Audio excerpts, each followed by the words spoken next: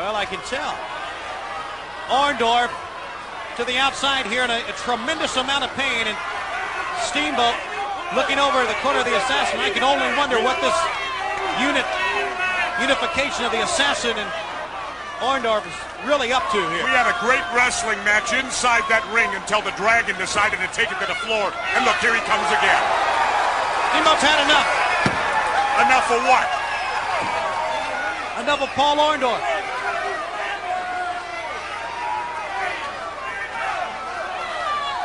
Again, shoulder to the top rail.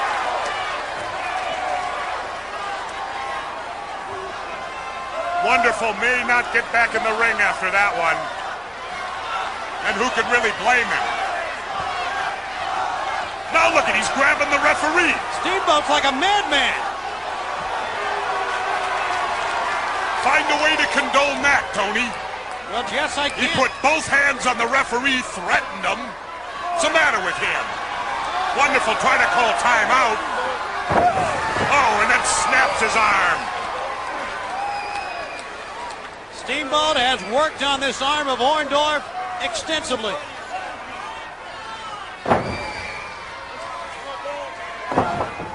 An elbow. And again.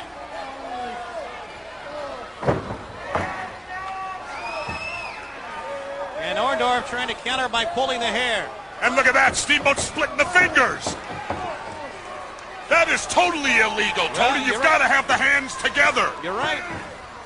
I have never seen the Dragon Ricky Steamboat so flagrantly turn into a rule breaker. Well, the onslaught by Paul Orndorff early on and the tremendous animosity these two men have had over the past couple of months just built up in Steamboat here. I personally think it's because the Dragon knows he can't win any other way. I don't believe that at all. Why would I expect you to?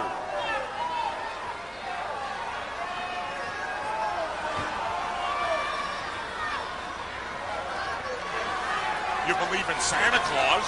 Yeah. Yet you don't believe in what I said, huh? Orndorff measured him but missed the elbow. Steamboat up, clotheslined him down. Another clothesline.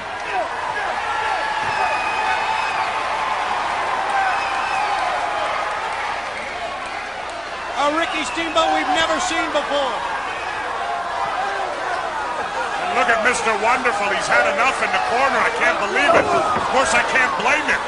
As blatantly as the Dragons breaking every rule in this matchup, Orndorff, in my opinion, has tried to wrestle scientifically. Driving a knee.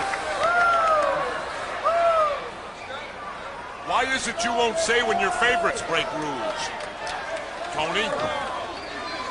Because you say it for me, Jess. Why do I need to be redundant here? But you're notorious for repeating what I say. Steamboat fires back. Another big chop by the Dragon.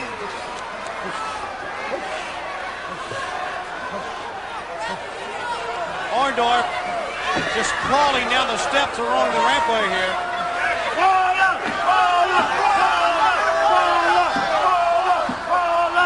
Steamboat continues his onslaught, and he's at Orndorff with everything.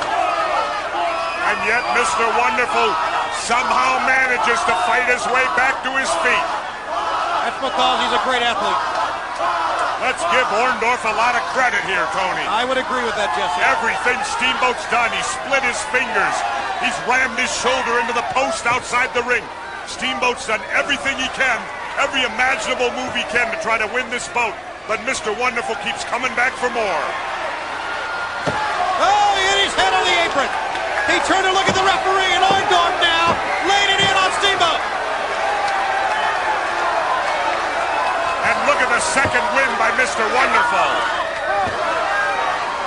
You know how you're running that 5-mile race, Tony, and you feel terrible after 3 miles.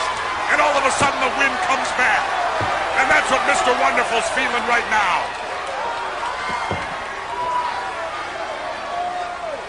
Oh, my goodness! Over the safety rail. He hit shoulder first on the concrete around the first row.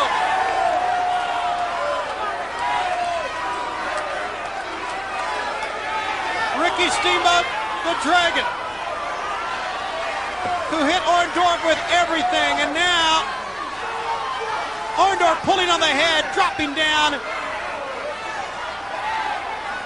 Steamboat trying to get back in. I'm going to tell you what you don't want to hear, Tony, but Steamboat's getting what he deserves right here. He's the one that took the match to the floor early on. You're right, Jesse. He's the one that took it to the floor. And now the shoe's on the other foot. You're right again. I'm getting right too often here.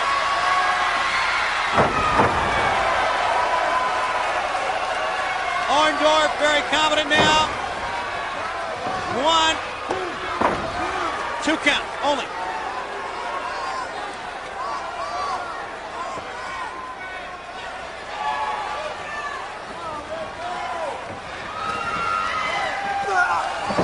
Whoa, and they both went up. It looked like cross bodies. And they caught rib to rib in there. Oh, are they in pain, Tony? What a tremendous matchup we have seen. These two men going to the floor, hitting each other with literally everything. And now both men trying to get to his feet. Orndorff's in the better position. He can see the Dragon. 1, 2. He's on the rope. The referee saw it. Whoa! Mr. Wonderful within an eyelash. The referee kicking the feet of Orndorff. No, 2 count. He kicked out.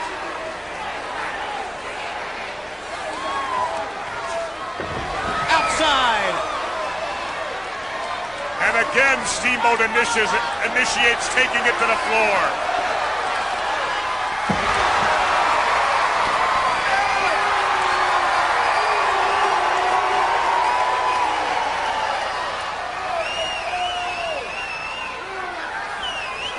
The fight goes on. Steamboat to the midsection.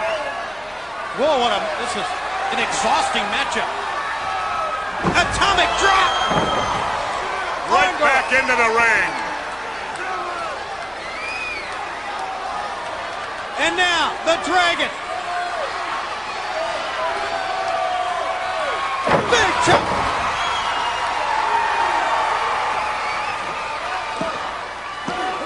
Orndorff kicks away in 2. Oh my!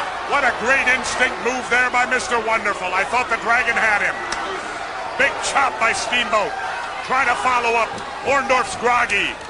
A double chop puts Mr. Wonderful down in another cover. And a 2 count.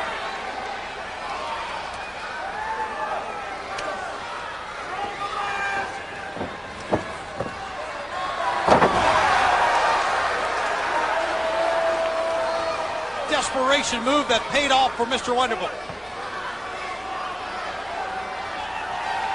Both of these guys are hurt now. Oh, Wonderful's going for the pile driver. Here he is. He's got him up. Steamboat fighting. If he connects, it's over. Steamboat. Orndorff. Oh, what a move by Wonderful. He bridged out of it. Steamboat now trying for a backslide here. Orndorff takes him over. Steamboat has Orndorff. The catapult. Oh! Right into the buckle. No! Did he get it? No! No! 2 count. Oh my! Oh, what a match!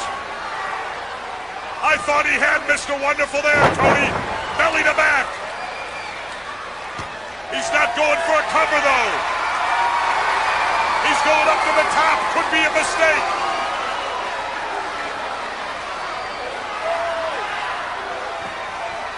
Flying body press.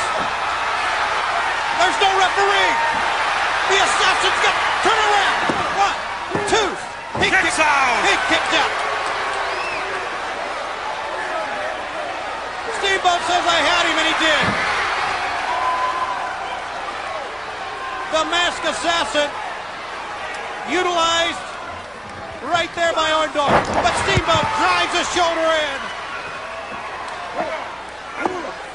Orndorff kicks away. And again, a tough 2 count on Mr. Wonderful. Big shoulder by the Dragon. He's going to cover him again. 1, 2, Orndorff kicks out again. How many times can he do it? That's the question. Big chop into the buckles. A physical encounter from the opening bell. Both men, you got to give them credit, Jesse. Both men are giving it their all here. Steamboat could have won the match had it not been for the... And look at this. Oh, my. Steamboat went over the top. Steamboat deserved everything he got. He manhandled the referee again. The assassin. He's putting something in his mask. He put something in his mouth. Steamboat's out.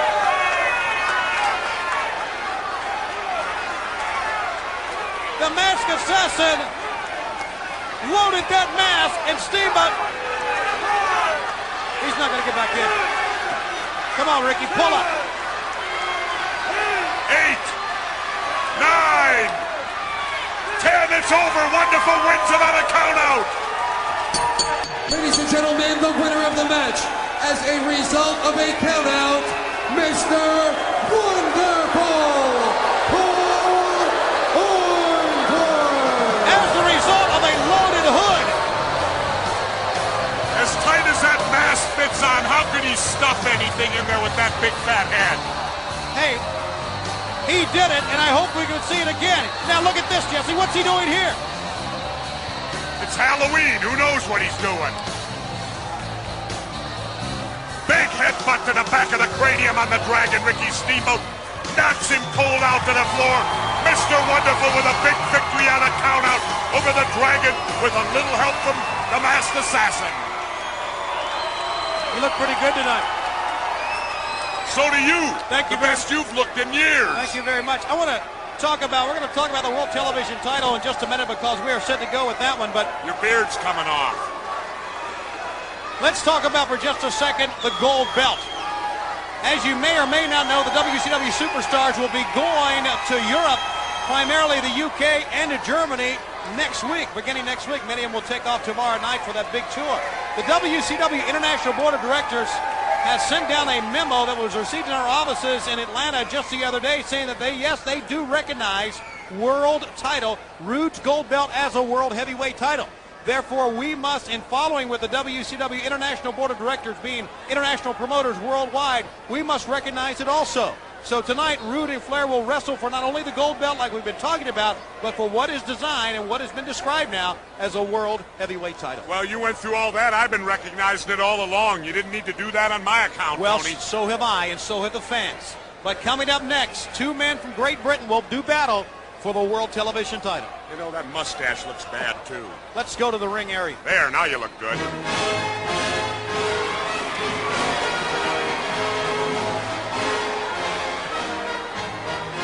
It's a match for the world television title. You know, we've talked about animosity and the animosity with Ricky Steamboat, the Dragon, and the animosity between he and Paul Orndorff coming to light there. Well, Jesse, he calls him a commoner, he being Lord Steven Regal. But regardless what you say about the British Bulldog, he is one tremendous athlete. He's a tremendous athlete, but Lord Steven's exactly right, though, Tony. He is a commoner. They have a class system in Europe, and the British Bulldog, he's down on the street level with the street cleaners and Jack the Ripper and people like that.